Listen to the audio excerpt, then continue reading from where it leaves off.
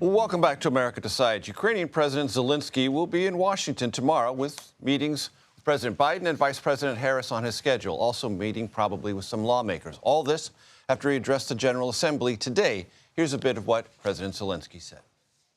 It not only ignores reality, but also gives Putin the political space to continue the war and pressure the world to bring more nations under control. Any parallel or alternative attempts to seek peace are, in fact, efforts to achieve a lull instead of an end to the war. Our Weijia Jiang is covering the General Assembly. Earlier today, she spoke to the leader of one of NATO's newest member countries, Finland, and President Alexander Stubb. Let's listen. First, I want to ask you, since Finland joined NATO, do your people feel safer? How has the level of reassurance changed? Well, we do feel safer, but the truth is that we also have a very strong defense ourselves, and that's why we became NATO members extremely fast. We have one of the largest militaries in Europe, and I think NATO wanted us because if you double your border with Russia, it's better to have a country that is quite serious about its defense. We feel very secure and safe, no problem.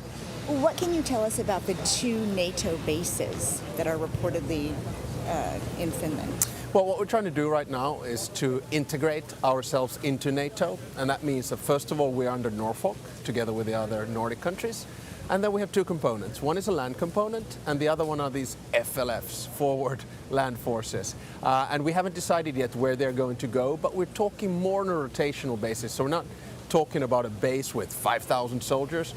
We are talking, of tens of officers, and then we look at it how it is structured within the next year or 2. Obviously, we heard from President Zelenskyy today. He continues to call for NATO allies to support his request to use long-range missiles deeper into Russia. You agree with him that that is the right approach. What is your message to President Biden, who has so far been resistant? My message to all of our allies is to allow Ukraine to fight this war against Russia with both hands. Now it has one hand behind its back.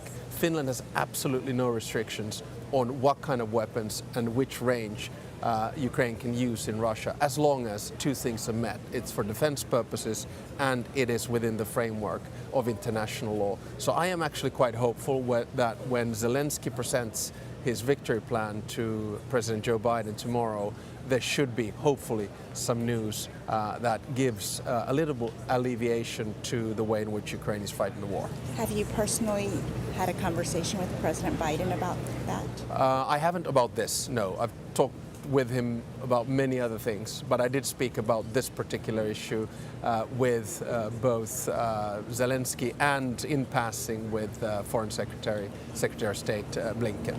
And then finally, just today, President Biden, during an interview, warned that if the former president, Donald Trump, were to win in November, that would be the end of NATO. Do you agree with that? Well, I don't take issue in the American elections. I am in no position to do that. And I, as President of Finland, will get along with whichever president is elected for the United States. I do believe that the United States will stay committed to NATO and to Europe, because if it wants to retain its position, maintain its position as a superpower, it needs allies, and 32 of those allies are in NATO. But you have heard what the former president has said before about NATO. Do you take any of it, seriously?